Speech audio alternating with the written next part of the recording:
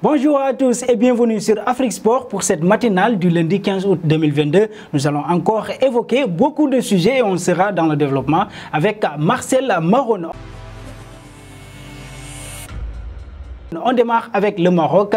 L'ex-sélectionneur des Marocains, Waïd Halilhodji, est sur le point de reprendre du service. Après avoir été démis de ses fonctions de sélectionneur du Maroc il y a quelques jours, il serait déjà sur le point d'entraîner à nouveau. Après avoir coaché l'Algérie, la Côte d'Ivoire, le Japon et plus récemment donc les Lions de l'Atlas, le Bosnien est tout proche de s'engager avec un club selon les informations de Sport News Africa. D'après les médias égyptiens, l'ancien entraîneur du Paris Saint-Germain aurait bien reçu une proposition officielle de la part du club d'Al Ahly, actuel 3e du championnat égyptien, à 10 longueurs de retard du leader Zamalek. L'actuel coach Ricardo Soares pourrait quitter son poste à la fin du championnat début septembre.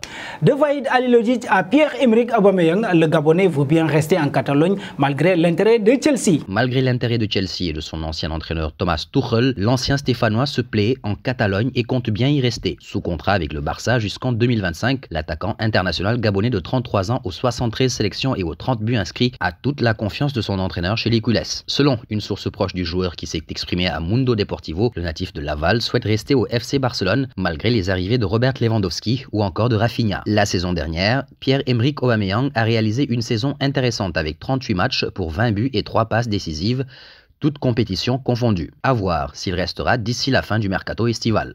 Un saut aux côtés de Sadio Mané pour parler de son geste exceptionnel pour des employés. En voilà une autre preuve qui démontre les qualités humaines de Sadio Mané, aussi brillantes que son talent incontesté. Débarqué au Bayern Munich cet été, l'ex-attaquant de Liverpool n'a pas oublié les employés du club de la Merseyside. Sadio Mané a envoyé 150 colis aux employés de Liverpool, de la femme de ménage jusqu'au gardien. Chacun d'eux a reçu un chocolat représentant un portrait de Sadio Mané et une carte manuscrite, a révélé le journaliste allemand Christian Volk dans un tweet posté sur son compte officiel. Un geste magnifique de la part du champion d'Afrique qui s'est hissé au sommet de la pyramide du football mondial grâce notamment à ses 6 saisons de haute facture sous le maillot des Reds. Partons au PSG pour parler du Brésilien Neymar, meilleur tireur de pénalty que Kylian Mbappé. Le PSG a facilement disposé de Montpellier 5-2 ce samedi soir au Parc des Princes, mais Neymar n'a apparemment pas apprécié que le Français tire le premier pénalty du match, qu'il a d'ailleurs raté. À la fin du match, des likes anti-Mbappé du Brésilien sur Twitter ont laissé peu de place au doute, alors qu'il était sujet de statut des tireurs de pénalty au PSG. Pour savoir statistiquement quel est le meilleur tireur de pénalty entre Mbappé et Neymar, l'équipe a fait les comptes ces dernières heures, et il apparaît que l'écart entre les deux stars n'est pas si évident proportionnellement à leur âge. Neymar a 30 ans et Mbappé 23 ans. En tout, Neymar a tiré 85 pénaltys dans sa carrière et compte un taux de réussite de 82,3%. Mbappé a pris moins d'une trentaine et a pour l'instant 80% de réussite dans l'exercice. Mais il faut bien le dire, Neymar ne rate presque jamais depuis son arrivée au PSG en 2017.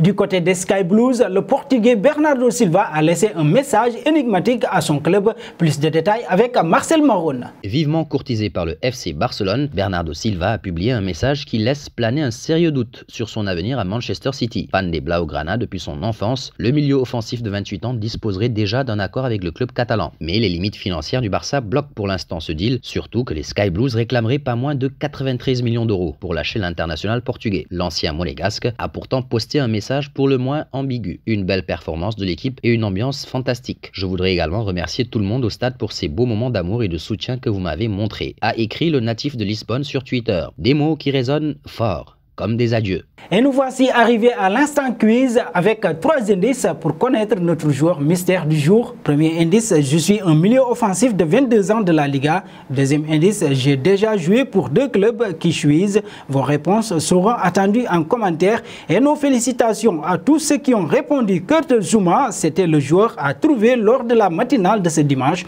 puisqu'il est un défenseur de 27 ans, évoluant en Angleterre, qui a déjà joué pour 5 clubs, dont l'AS Saint-Etienne. Il a été condamné pour maltraitance animale. On continue pour parler du quintuple Ballon d'Or Cristiano Ronaldo qui a été recalé par 2 cadors européens.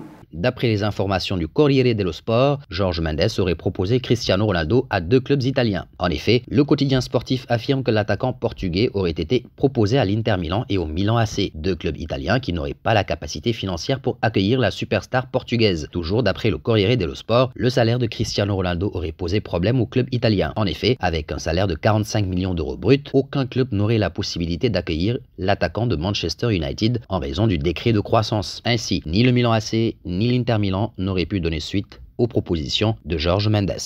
Merci à vous Marcel Maron et nous arrivons au terme de cette matinale que nous bouclons avec la question du jour. Quelle serait la meilleure solution pour Cristiano Ronaldo? Vos réponses seront attendues en commentaire. En attendant, n'hésitez pas à vous abonner sur Afrique Sport pour ne rien manquer des informations autour du football.